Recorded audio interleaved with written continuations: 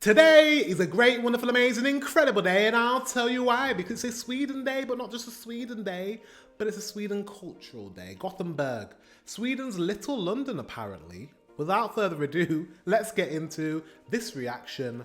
Let's go. Gothenburg is Sweden's second biggest city, and many people actually prefer it over Stockholm.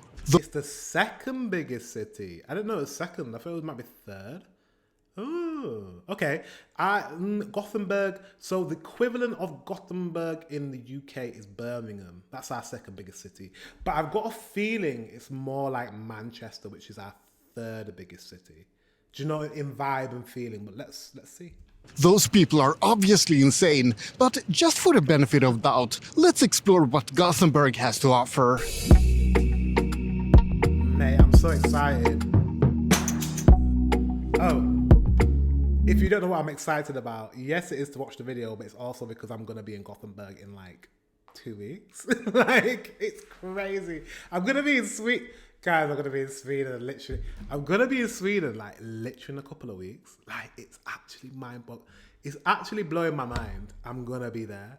Do you know how long I've been like, learning about Sweden? Music, culture, politics, military, language, food. Like, do you know how long I've been? If you've been here for 2 years, I love you. You know. But for people that have only been here for maybe a couple of months or something, guys, I've been learning about Sweden for a long time. I have a lot of love. Do you know? Not just that. Sorry, I didn't even finish listing the over 100 episodes and movies that I have watched in Swedish on my Patreon. Like, yes, I haven't watched any for quite some time, maybe 6 months. However, for about a year at least, I was watching TV shows and movies. They're all on my Patreon, over 100. Do you know how long? Mate. Anyways, I'm going to stop talking. I am excited. I'm so excited. It's getting so close, though, guys. It's getting so close. Okay, so this is the plan. I don't think I said the plan before, but I'm going to be vlogging my entire stay in Sweden. So far, Malmö, Gothenburg, Stockholm, and Uppsala, I think, as well, for like a day trip. I will be back before you shout in the screen, are you not coming to my town? Are you not coming to my village in Sweden? Not this time around. The first time around is to see the big cities, the big towns, the big areas, you know, the ones that are like, okay. And then the second time round, I'm going to deliberately do it in a way where I'm going to avoid all of the big cities and big towns. I want to see the not real Sweden. I can't say that. I don't like saying that. The other side of Sweden. So there's the city and town side of the very, the museums and all the fun stuff like that. But then there's Sweden, like the beauty of the countryside and the islands and you know what I mean? The rustic side of Sweden. That will be my next trip to Sweden. Also got to go to Finland as well. Before I've got so many trips. So basically this is my first trip. But yeah, Gothenburg is going to be the second stop. I'm going there after Malmö and I'm going to be vlogging my entire journey and I'm going to be putting it onto my Patreon first. So my Patreon members will get that first live, pretty much live. Pretty much when I film it, it'll be going on my Patreon. Pretty much the same day. Whereas on the YouTube channel, I'm going to obviously everything's going to get posted, but it's going to take me time to edit it and make it look pretty. on the Patreon, you're going to get the raw, uncut, me just unfiltered, just talking and being silly and no outtakes, just raw. And you're going to get my actual unfiltered stuff. Whereas I'm going to make it a little bit pretty for YouTube. But also, if you can't subscribe to my Patreon, that's completely fine. What you can do, you're also going to get some raw and uncut, unfiltered like stuff is my Instagram account, which is Dwayne's View. If you go on Instagram, follow me on there. I'm obviously gonna be posting, updating you guys on my journey around Sweden while I'm there. So yeah, that's how you can kind of stay tuned with what's happening when I arrive. And excited. And also, by the way, as I said before, if you do see me around, you may do see me around with a camera just walking around, come say hi, say hello. I'll be happy to like say hi. Yeah. Anyways, sorry. Too much talking. Let's watch. This weekend is actually a bit special because Gothenburg turns 400 years old and there's lots of celebrations all over town. But it's actually all based on a lie. The west coast of Sweden used to belong to Denmark, and it wasn't until the early 1200s that Sweden got a small strip of 15-kilometer coastal land here. That strip of land is essentially where Gothenburg is today. The Swedes built a fort here in the 1300s, and that slowly grew into a settlement as well. By the 1600s, the Danes had taken the fort twice and forced the Swedes to pay an outrageous amount of money to get it back, both times. But the Swedes paid up and continued to live here. Essentially, there's been a Swedish settlement here at this location for much more than 400 years. So where's this 400 So it's Swedish, really. Yeah, I mean, 400 years is a long time. year celebration coming from? That's because the city of Gothenburg, or Göteborg as it's called in Swedish, got its city privileges exactly 400 years ago. Except that it actually didn't. It got its city privileges in 1621. In 1921, Gothenburg was preparing to celebrate turning 300 years old, and lots of construction projects got started. The amusement park Liseberg, the botanical gardens, the Museum of Natural History, and a lot more got constructed for this celebration. They also wanted to put on an exhibition, the biggest exhibition ever in the Nordics with 4.2 million visitors, but it got delayed 2 years. So Gothenburg celebrated turning 300 years old in 1923 instead, 2 years after the actual date. And Wow. By the way, I hope the weather when I go to Gothenburg looks like that, because that's lovely. I am praying for great weather when I come to Sweden, because I'm coming in the summer, so I should get good weather. But if I don't and it's raining, I'm still going to love it anyways. I'm still vlogging everything. But I'm hoping for good weather. Yeah. I also bought a new camera on eBay because I don't have a lot of money. I'm not going to be like buying brand new cameras. But I bought like a DJI. Do you know those DJIs that like flip? What they're called, pocket ones? And they're just like, they turn around and they swivel. I bought one of those. So I'm really excited. That should be arriving in a couple of days. I got a new microphone, a DJI microphone that attaches. In fact, the one he's holding, the exact mic he's holding, I've got that one. So that's going to be good. I don't think I'm going to hold it. I think I'm going to clip it. I might hold it. I'll see which sounds better, clipped or holding. Yeah, super excited. And this tradition of tardiness continues, because now Gothenburg is celebrating turning 400 years old in 2023, even though it's actually turning 400. I just realized I think he's filming with a Pocket 3 or Pocket 2. The one that I've literally purchased. So my quality should look like this, hopefully. 102.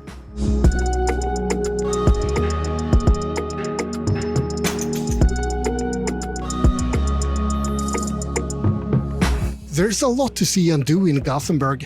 At some point you're definitely gonna end up at Avenyn, the Avenue Parade Street. The street was given its name in 1867, but many people back then actually didn't like the name. It sounded too foreign. Avenue isn't a proper Swedish-sounding name. There was a proposal to name it after the king instead and give it a proper-sounding street name. But that proposal was revoked once people living on the street learned that they would have to pay the cost of the address change themselves. I'm not saying that the people of Gothenburg are cheap, but I'm not saying that they aren't. At the end of Avenyn, you find the Poseidon statue at Götaplatsen. Do you know what I'm going to do? I wonder if I can rent like a e-bike when I'm in Gothenburg to get around. It looks like quite a big... I know there's probably transport as well. Obviously, I'm going to use the transport. But I'm like, have you got an e-bike or something? Like an e-bike rental and I can just ride around? I think it'd be quite a nice city, especially if the weather's nice. A nice city to ride around with like on a bicycle. Does that make sense? I'm going to look into it. Poseidon has guarded Gothenburg since 1931, and it's a very famous piece of art in the city. It was also part of an April Fool's joke in 2011 when it was announced that Poseidon would get a bigger ding-dong to be more anatomically correct. You can learn more about that in my video all about April Fool's jokes in Sweden. Feskakyrka is another famous place to visit in Gothenburg. It's a fish market that was built in 1874, and with my luck, it's being renovated right now. It was originally So if it was renovated when he was there, it should be done by the time I get there. called the fish market, but people soon started calling it the fish church instead, because they thought that the building looked like a church. By 1880, the newspapers started calling it Fiskekyrkan, but the name was transformed into Feskekyrkan over time. It's basically an attempt to transcribe the Swedish word for fish church into the local, very odd Gothenburg dialect.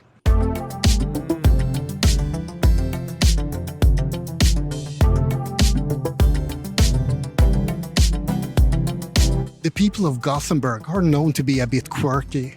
They're proud of their Are you quirky? Let me know in the comment section below.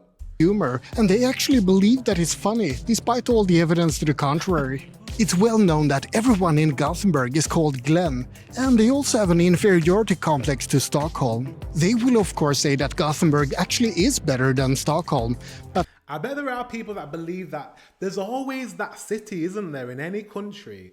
So like I said, in the UK, there's Manchester. People in Manchester will say to your face, Manchester is 10 times better than London.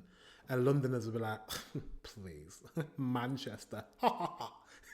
Very that. When I lived in Thailand, people that live in Chiang Mai will be like, oh, you live in Bangkok. Chiang Mai is way better than Bangkok. Bangkok's way too busy. People in Bangkok will be like, Chiang Mai, please. Do you know what I mean? There's always that like medium to large size city looking at the mega city in their country and just like saying we're way better.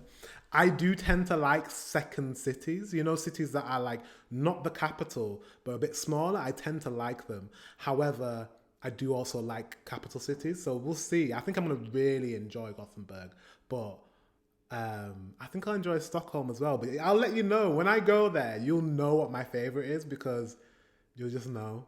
You'll just know. I don't know. It could be Malmo. You don't know.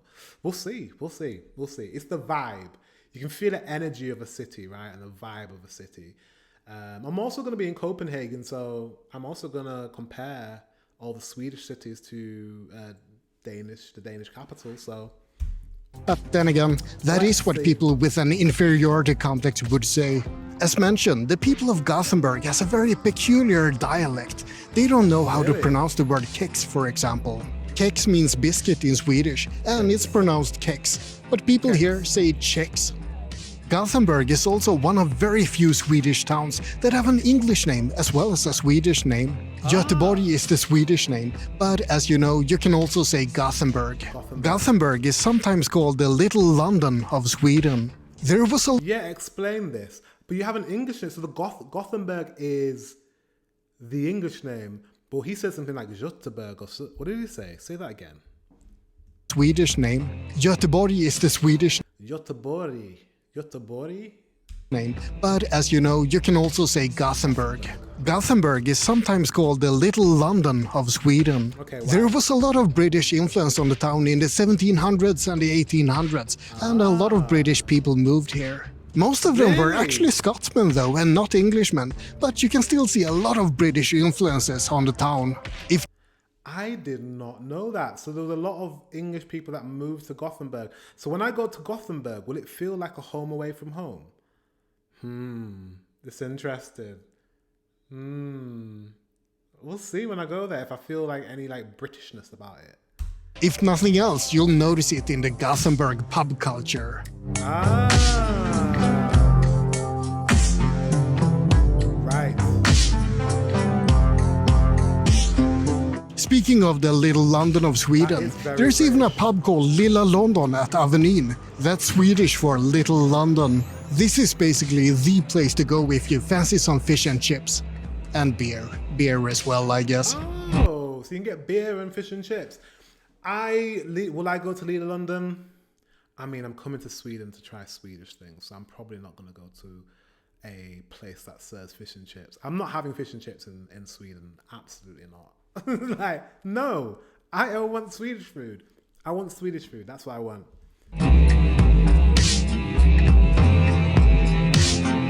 Close to Lilla London, you find Rockbaren, the Rock Bar. This is a very good place to go out in Gothenburg. If you like sleazy people and hard rock, that is. But then again, who doesn't? I'm probably a bit early, cause the only sleazy person here right now is me. Okay. And if you're into steampunk, you should check out the Steampunk Bar. This place has an amazing decor and some pretty fancy drinks. There are many other pubs in Gothenburg, for example a tap room for the brewery Två feta grisar, Two Fat Pigs. In general, Gothenburg has a very lively pub culture, so it does not disappoint when it comes to pubs. So yeah, the pub culture bit about it is very British. So I think that in of itself will make it feel very British, because I think the pub culture in the UK is very unique. I've not been to any of Northern or Western Europe apart from France. I've not been to any Northern or Western Europe, so I don't know what the pub culture is like in other countries. But I do feel like the pub culture is very specific in England, in the UK, Scotland and Wales, and Northern Ireland. And Ireland, even though it's not. Great Britain. Say Great Britain. Yeah, so I don't know. I don't know if it will feel like Britain because of the pub culture, or it won't feel like Britain. But I'm going to edit that part out because I don't know. I'm sort of word vomiting and chatting shit. Let's start that again. You're going to have to edit. You're going to have to edit that part out. But who knows? Maybe it does feel like the UK with all the pubs in Gothenburg. But let's get back to some more family-friendly activities.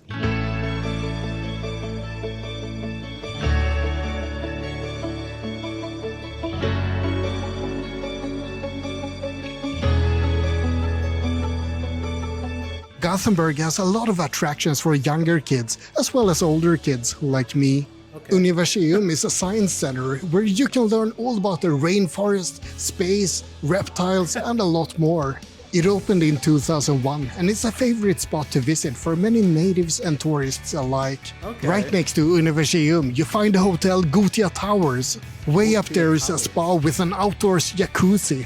I'd love to show it to you, but it's really expensive. I'm just a 3-star vagabond because I can't afford to be a 5-star vagabond. And right next to Gothia Towers and Universium, you find Liseberg, the biggest amusement park in the Nordics. Wow. Liseberg opened in 1923, and it's a place filled with roller coasters, arcades, events, and a lot more. Basically, it's every kid's dream. Yes, old kids as well. I love Liseberg. Fun fact, the least amount... Should I go there? I mean, I don't know about me. You know what, guys? I don't like roller coasters. I don't like roller coasters. But I do like theme parks. I'm just not a big fan of roller coasters. I like everything else. Should I go? Is there any point of going? I don't know.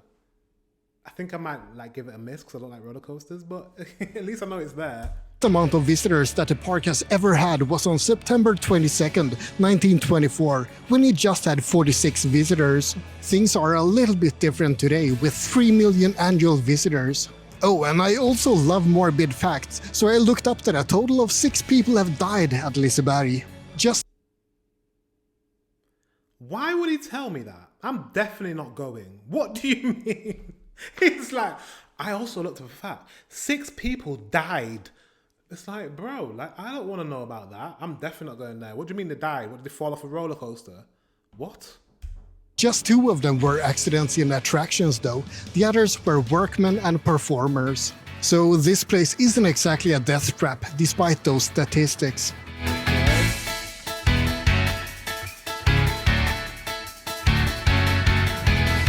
Korsvägen is an infamous intersection here in Gothenburg. No one knows where to walk here, and no one knows where to drive either for that matter. Gothenburg is a very walkable city, and very bikeable as well. But See, I said bikeable. I said, like, should I go and rent a bike? Definitely feel like I should rent a bike. I definitely want to rent a bike. Driving here is a bit of a mess, and I'm sorry to say, but the public transport isn't all that great either. Maybe it's just because they're rebuilding all over the city this summer, but I found it almost impossible to get anywhere I wanted using public transport. The trams do look pretty cool though. I love trams. I live in a city and we don't have trams. We're actually the city I'm from is the largest city in in Europe, I think it is. The largest city in Europe without a mass transit system, so without a tram system. It's quite embarrassing. I live in Leeds in the United Kingdom. It's a big city. It's probably bigger than most cities in Sweden, and we have no tram system, even though we need them, basically. What is the population of Alexa? What's the population of Gothenburg in Sweden? Sorry, I don't know that. Yes, you do. Alexa, what's the population of Gothenburg? In 2019, the population of Göteborg was 574,000 people. Right. The city I'm from, which is the fourth, I think, biggest city in the UK, has a population of 800,000. So yeah, it's like almost like double like your second biggest city. But we don't have a transit system. Make it make sense. So Gothenburg, we could learn a thing or two about your city.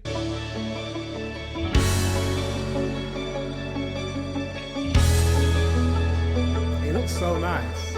This is apparently Norway's house. I think they can afford a bigger one.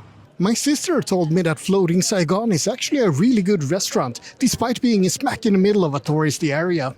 Should we trust her? I'm not sure. Summer in Gothenburg is a perfect time to have a picnic in the park or a beer in the sun, but there are some negative sides to that.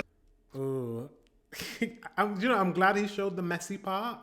I think that's very important. I think if you're gonna do something, be honest and show all parts. Because when I come to Sweden, I'm not just gonna show the squeaky clean, beautiful parts. I'm also gonna show parts I'm like, ooh, that's a bit run down. If there is anything, I will show those parts as well. You have to be very honest when you come to somewhere. I've got a feeling I'm not gonna find many rundown areas of Sweden that I'm visiting, but who knows? I might do. Apparently it looks like this every morning right now.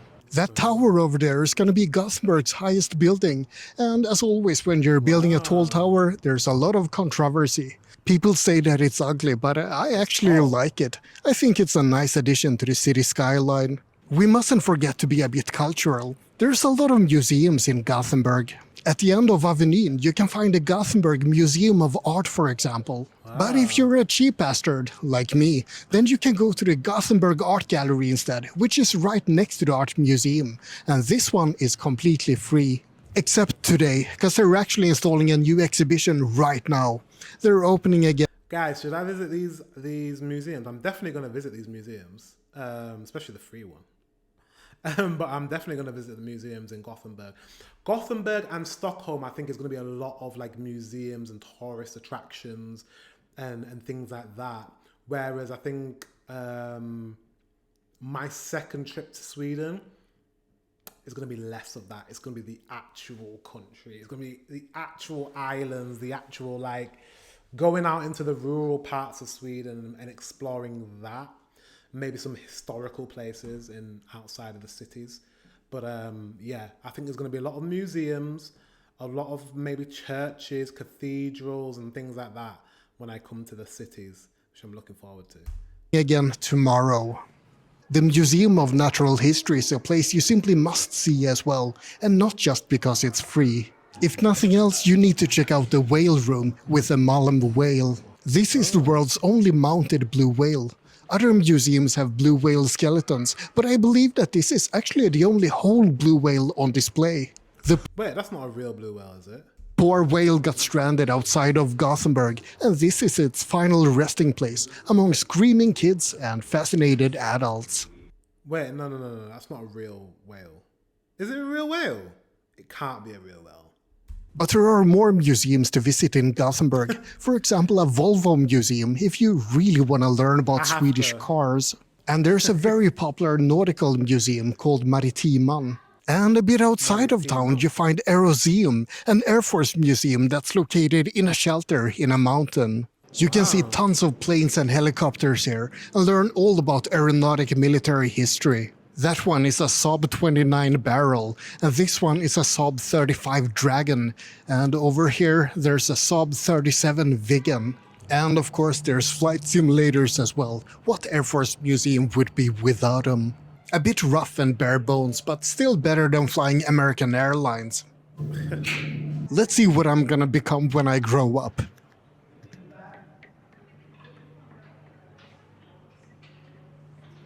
It's exciting, isn't it? I'm gonna be a hangar sweeper. Oh well. I love the Air Force Museum in Linköping, but I think this one is almost even cooler because it's so tangible. You're so close to the planes. And it's really cool to be inside the mountain for the museum as well. Yeah, that's pretty cool.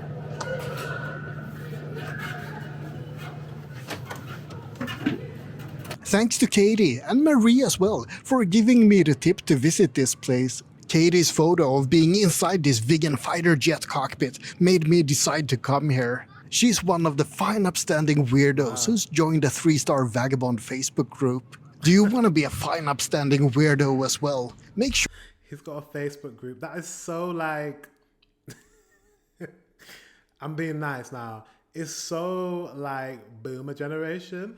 No offense if you are a boomer or you're an older person, but like I feel like all the millennials, Gen Zs, and whoever comes after them, we've all moved from Facebook. Facebook is kind of like, I feel like my parents have been left on Facebook. But I do use Facebook for the marketplace. In fact, I purchased a scooter, a motorcycle on Facebook Marketplace. So that's what I use it for now. Apart from that, I don't really use it at all. Let me know if you use it. You might use it. make sure you join us. If you're into cozy cafes and cute little stores, then you should visit the Haga district. This is actually one of the oldest areas so of nice. Gothenburg, and the name comes from the pastures that could be found here in the 1600s. This place is full of quirky stores and old architecture, but most importantly, there's a lot of fika. There's a special kind of cinnamon. Yes. Let's remember this, guys. Remind me. I need to visit Haga. Is it Haga in Gothenburg to get some pastry. I am gonna come back even bigger than I am. I'm already a big guy, but I'm gonna come back. You're gonna have to airlift me, scoop me off the floor, hoist me into a plane to get me back into the UK, because I'm going to be eating all of these pastries, all of them, and I'm looking forward to it. Bun you can buy here. Hagabullen. It's big. Oh my God, that is Insanely big. Like you can feed a family of 5 on a single bun. I can't even hold my mic while I hold the bun. This is probably gonna be my breakfast, lunch and dinner. If you're gonna eat one of these cinnamon buns on a bench, just be prepared that the birds will be fighting for it.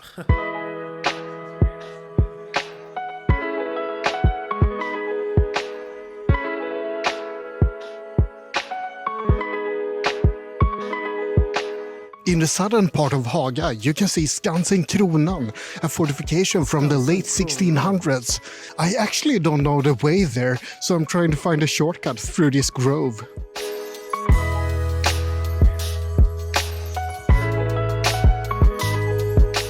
The view from up here is magnificent, so it's well worth a little climb. He's giving me some really good tips. I am saving this and I'm going to extract as much as possible and see as much as possible from this video, because there's a lot of good gems. Skansen Kronan has been used as a defensive fortification and as a prison, but these days it's mostly used to host various events and parties. Parties that we are not invited to, so let's continue on a bit further south from here.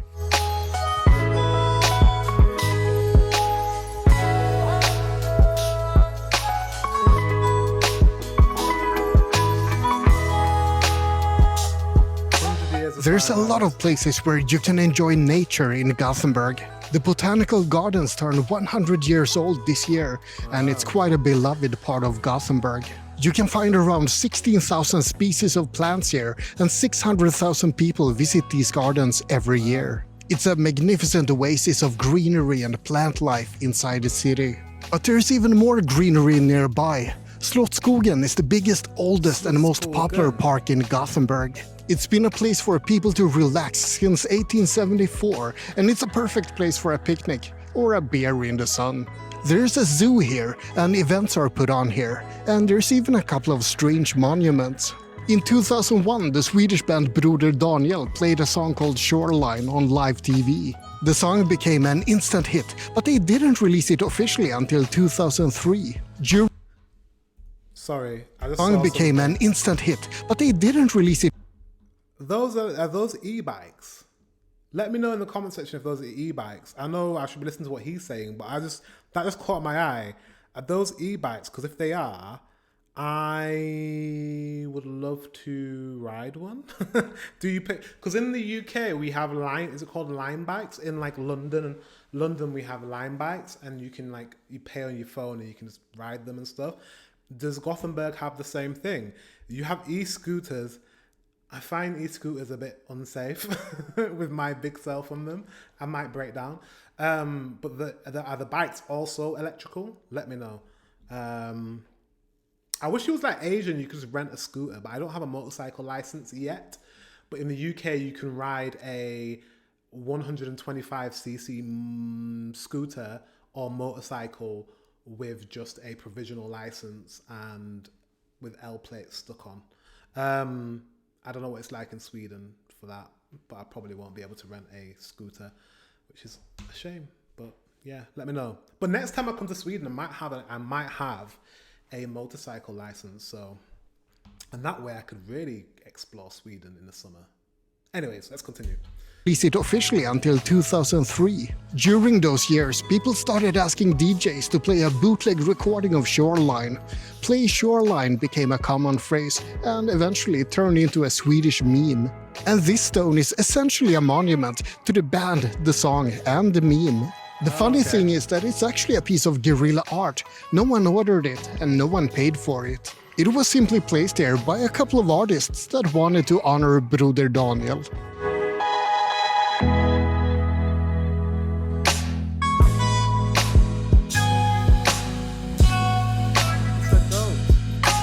There's a lot more nature in Gothenburg.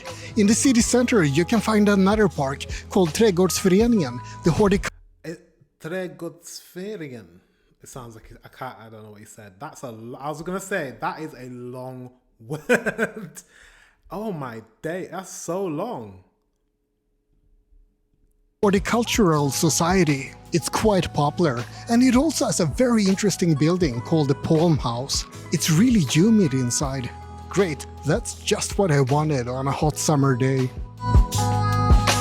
And if you take a ferry out to the west, you can enjoy the West Coast Archipelago. It's very nice. Not as nice as the Stockholm Archipelago, but still very nice. If you want to enjoy a simpler type of boat ride, you can go on Paddan, the Toad. It's a boat tour that will give you a lovely view of Gothenburg from the water, but only tourists ride this one. Then again, if you are a tourist, why not indulge in some really touristy things? Paddan. Well, I would do the Paddan because I want to go. That would be a good way to see like the city as a whole. So I might do that depending on how much it is.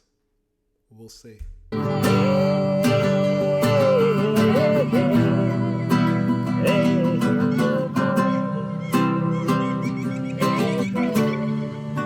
Okay, random shirtless guy playing guitar. Just that's just normal, is it? Well, I know that is summer. That is like the weather looks amazing in Sweden, so it must be in summer.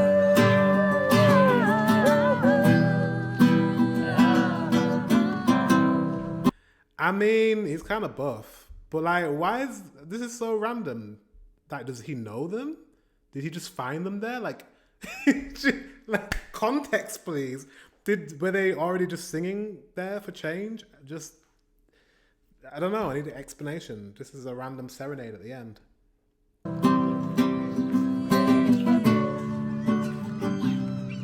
And that's about it for this very quick look at Gothenburg, the little London of Sweden. I hope you enjoyed it. Like and subscribe, but most importantly, have a great day. Oh, Apart from the fact that they have a pub culture, that you have a pub culture in Gothenburg, I'm not getting the London part. Little Manchester maybe, but I'm not getting the London part of it. But interesting. Oh no, he did say that obviously loads of British people went to go and move to Gothenburg, so maybe that's part of it as well. I don't know. A lot to digest, a lot to extract. I'm gonna definitely steal some of these places as suggested and put them on my list, because I'm a last minute guy. On my Patreon, I'm probably going to post my itinerary once I've done it. And then you guys can tweak it for me and be like, oh, don't go there, go here. Don't go there, go here. Don't go there, go here. Yeah, that's the plan. I don't know. It's going to be an adventure. I'm just going to wherever the wind takes me, I'm going to go. And I'm just going to really be open to just exploring Sweden and all its cities and what they have to offer. And I'm just going to, it's just going to be an adventure, guys. And I want to take you with me. And I feel like at the moment, I'm just waiting for this journey. I'm sure you guys are as well. I'm just waiting for this trip. Even learning about, like, I'm watching these videos and I'm like, oh my God, what should I do when I get there? What should I do? Whereas before I used to like watch these videos and be like, I'm learning through the videos. Now it's like, yeah, I'm learning through the videos. Oops. But I'm also like thinking, okay, maybe I should go here. Maybe I should go there, because I know I'm going to be there in a couple of weeks. So my mind is really fried because, yeah, it's a lot to take in. And I'm a bit of a nervous flyer as well. Nervous flyer. I used to live in Thailand and I used to fly all the time. I think that's made me a nervous flyer. Not that I got on some like really bad planes or anything like that or whatever, but I think because I did so much traveling, I know it should be the opposite, but I did so much traveling. Like I used to get on a plane every month. I was on a plane when I lived in Thailand. I don't know. It's just, I don't know. I feel like I'm a little bit nervous to get on a plane now. I don't know. It's weird, but I'm sure I'll be fine.